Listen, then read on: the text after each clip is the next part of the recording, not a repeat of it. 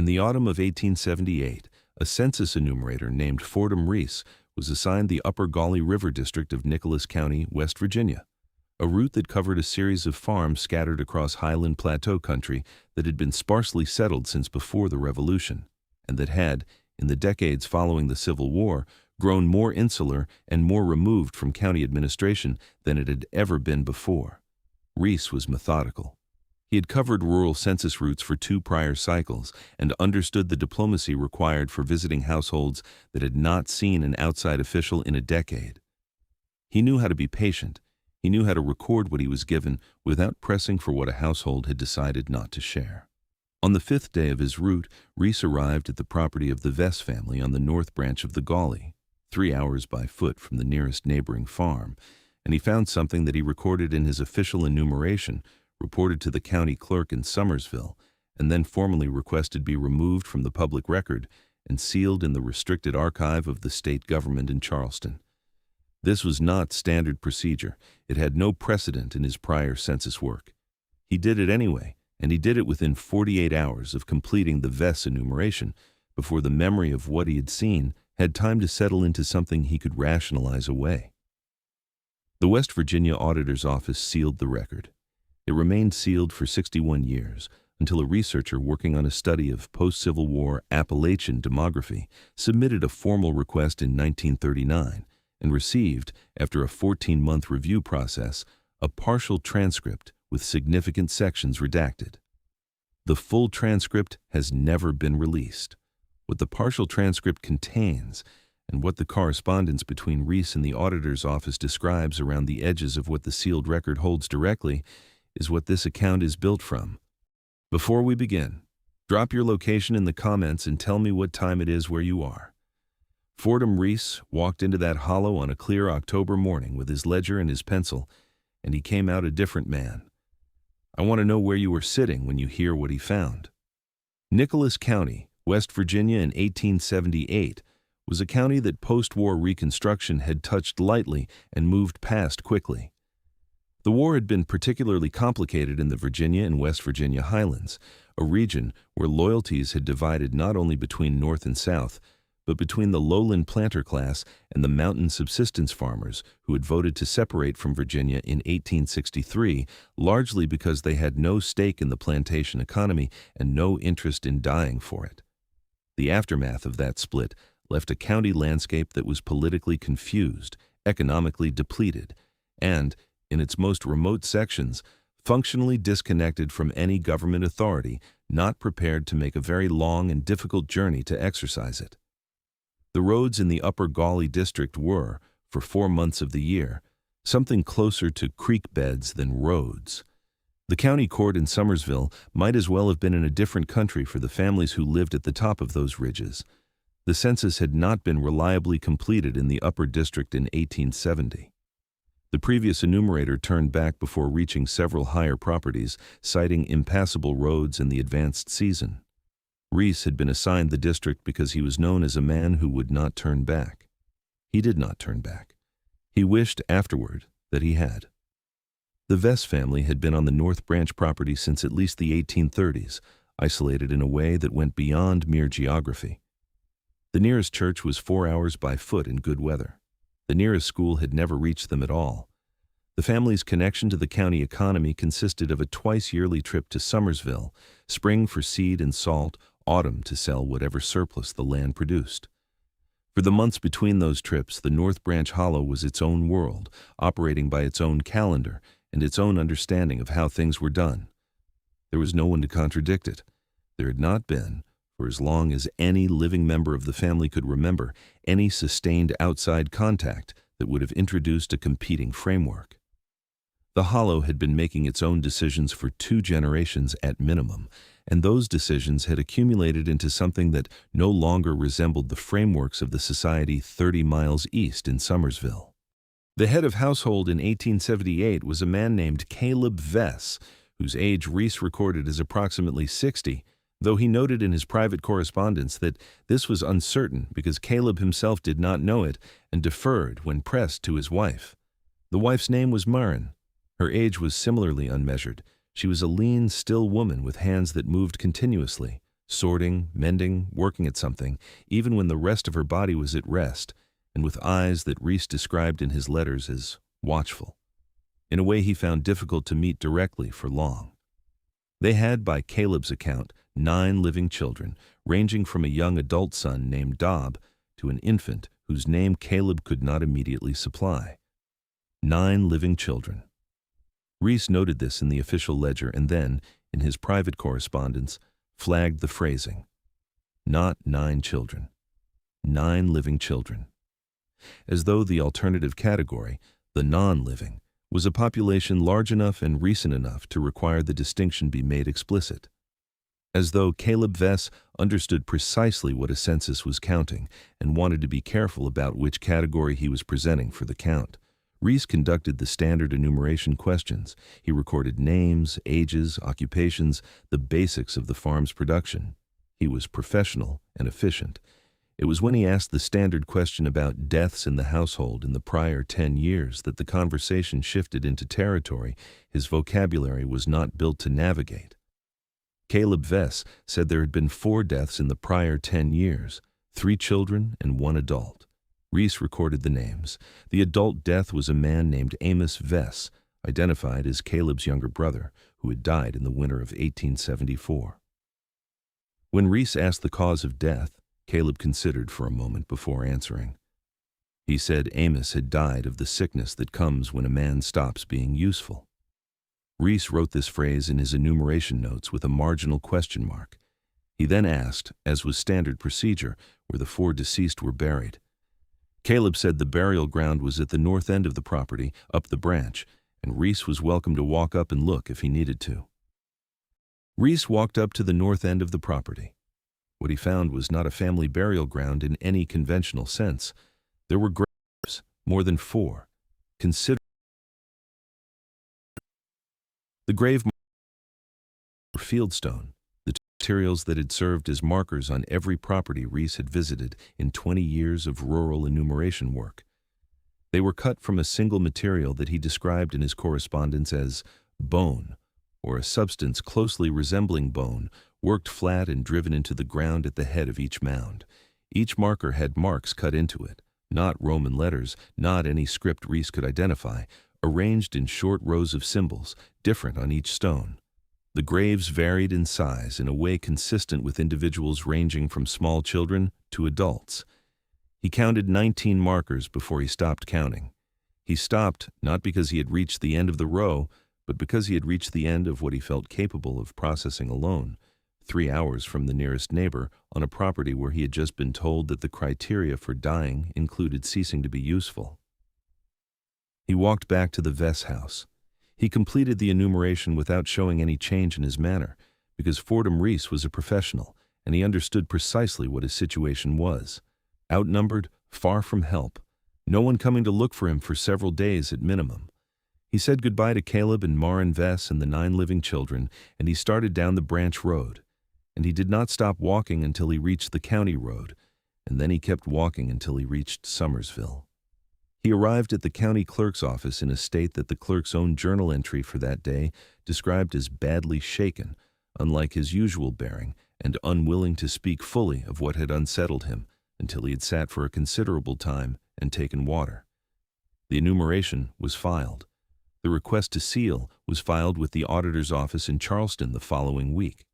The correspondence that followed over the next 3 months is the most complete surviving record of what Reese had found and what the state government decided to do about it. What the state decided to do was very little. The correspondence shows that the auditor's office consulted the Nicholas County Sheriff, who indicated that a visit to the North Branch property would have to wait until spring when the roads cleared. The correspondence shows a separate consultation with a physician in Charleston about the phrase, "the sickness that comes when a man stops being useful." The physician's response, part of the unsealed correspondence and readable in full in the West Virginia State Archives today, described the phrase as consistent with a view of human life that prioritized collective survival over individual welfare under conditions of extreme resource scarcity, and noted that such views were not unknown in isolated highland communities that had operated outside normal social structures for multiple generations. He recommended observation. He did not recommend intervention. He sent the letter and moved on with his practice in Charleston, and apparently never thought about the Vess family again. In the spring of 1879, the Nicholas County Sheriff made the journey to the North Branch with 2 deputies. His report to the county court, filed in June 1879, says as little as it is possible to say while still constituting a report. The property was in good order. The family was present and cooperative. The burial ground at the north end was consistent with the long-term habitation of a multi-generational homestead. 19 markers were noted. The marker material was attributed to local custom. No further action was recommended. The property was not visited by any official authority again in the 19th century. There is a detail in the 1880 census that deserves more attention than it typically receives in any account of this case, which is the absence of the detail rather than the detail itself. The 1880 enumeration of Nicholas County's Upper Gauley district was conducted by a man named James Prater, who had been assigned the route after Fordham Reese declined to take it again. Prater's enumeration covers 23 properties in the Upper District. The North Branch Vess property is not among them. There is no notation explaining the omission, no indication that Prater attempted the visit and was turned back, no indication that he was aware of the 1878 sealed record and chose to avoid the hollow on that basis, no indication of anything at all. The property is simply absent from his enumeration, the way a place disappears from a map when the person drawing the map decides not to include it. Whether this was deliberate, whether Prater knew what he was not including, is not recorded anywhere. The omission is the only record of his judgment about the North Branch. The Vess family appears in the 1880 census, enumerated by a different man using a different route through the district. They appear in an 1895 county tax list as landowners on the North Branch. After 1895, the name Vess appears in no Nicholas County record of any kind. Whether they dispersed, died, or moved into a category of invisibility so complete that even the tax list could not find them, the record does not say. It is worth understanding what the investigation of 1879 actually consisted of, because the sheriff's report makes it sound thorough, and the reality was considerably more limited. Sheriff Hensley rode to the North Branch with 2 deputies, men who were local to Nicholas County, who had grown up in a county where the Vess family was a known, if distant, presence, and who understood, without anyone needing to say it explicitly, that the North Branch Hollow was the kind of place where the official record needed to be managed carefully rather than simply documented fully. They counted the 19 markers. They noted the marker material. They spoke with Caleb and Maren Vess and recorded the conversation as cooperative. They did not ask every question they could have asked. They did not press on every answer they received. And they rode back to Summersville with a report that was, in its own way, exactly as constructed as Fordham Reese's sealed enumeration, shaped by a judgment about what the community could hold and what it was better not to know. The physician in Charleston, who had been consulted about the phrase, "the sickness that comes when a man stops being useful," had recommended observation. Nobody observed. The sheriff's visit was the observation, and having conducted it, the official position was that the observation had found nothing requiring further action, and the matter was closed. The matter stayed closed for 60 years, until a researcher arrived at the auditor's office in 1939 with a formal request and a patience the original investigators had not anticipated. Even then, the release was partial. Even then, the redactions held. The reasons remained known to the office, or to whoever had written that notation on the folder cover, or to no one at all, depending on how far the thread had unraveled in the decades between the writing and the reading. The North Branch property was assessed as abandoned in 1901 and transferred to the state for non-payment of taxes in 1903. A timber operation acquired the cutting rights in 1908 and logged the lower section that autumn. The foreman's log from that operation, held in the West Virginia State Archives in Charleston, contains a single entry dated August 14, 1908. The upper section of the property had been left uncut at the crew's own decision. No reason is given. No subsequent logging operation touched the upper section. The property is today part of a larger state forest parcel. The north end appears on no trail map and is not maintained. The Division of Natural Resources' own documentation describes the terrain as unstable and not recommended for recreational use. The 19 markers, if they are still there, have not been officially documented since the sheriff's visit in 1879. The partial transcript released in 1939 contains the basic household data and redacts the sections corresponding to Rees's description of the burial ground and the household death conversation. The archivist who processed the 1939 request noted in her handling memo that the redacted sections had been physically separated from the rest of the document at some point between 1878 and 1939 and placed in a separate restricted folder. The folder bore a handwritten notation on its cover, in ink she estimated dated to the 1880s, that read, "Not for general access, reasons known to office. The person whose reasons they were left no further explanation." The office had reorganized several times in the intervening decades without carrying the context forward. There is one final detail in the auditor's correspondence that has stayed with every researcher who has read it.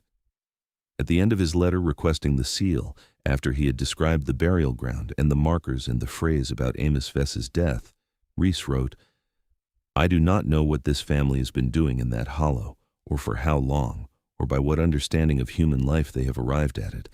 I know only that the number of graves does not match any record of deaths that the county holds for that district, and that the woman's eyes, when I told them I would be going up to the burial ground, did not show surprise. They showed the particular quality of waiting that belongs to someone who already knows how a conversation is going to end."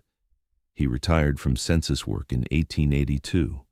He died in Somersville in 1901 and is buried in the Methodist churchyard there.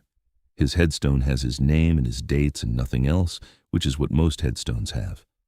The 19 on the North Branch have their bone markers and their unreadable script and the state forest growing over them, and no names that anyone outside the hollow was ever given permission to know.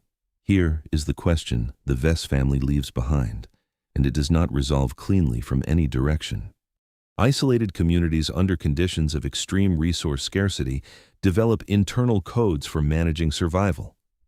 These codes have existed in every culture, in every era, where the margin between enough and not enough was narrow, and the structures of broader society were absent or unreachable. The physician in Charleston described the phrase about the sickness that comes when a man stops being useful as consistent with a view of human life common in isolated highland communities. He said it calmly. He did not call it evil. He did not call it survival. He called it a view of human life and recommended observation and moved on. The sheriff looked at 19 bone markers and wrote that the material was local custom.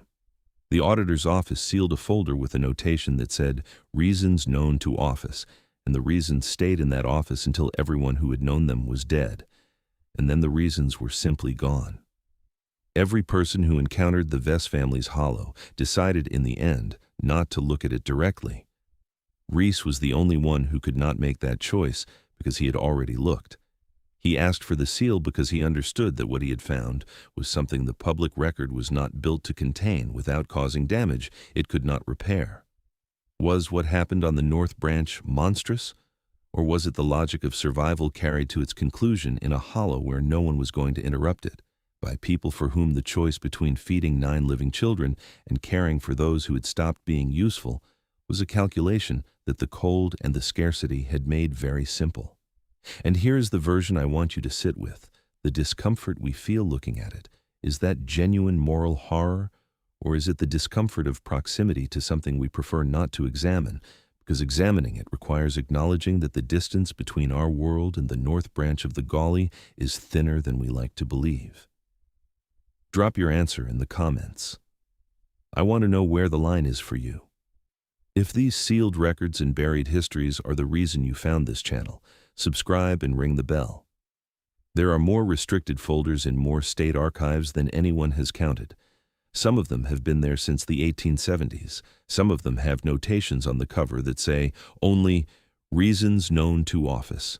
The Upper Gauley keeps what was put there. It has been keeping it for 150 years. The reasons are no longer known to any living office. They died in the keeping. And the notation on the folder cover, not for general access, reasons known to office, is still there. The West Virginia State Archives holds it. You can request the file. The notation will be the first thing you see when the folder arrives. The reasons, as noted, are no longer known to anyone living. They died with the office. What remains is the notation itself, the redacted transcript, and the understanding that somewhere in the gap between what the partial transcript says and what the full transcript would have said, there is the shape of what Fordham Reese found in that hollow in October 1878, and decided the public record was not built to hold.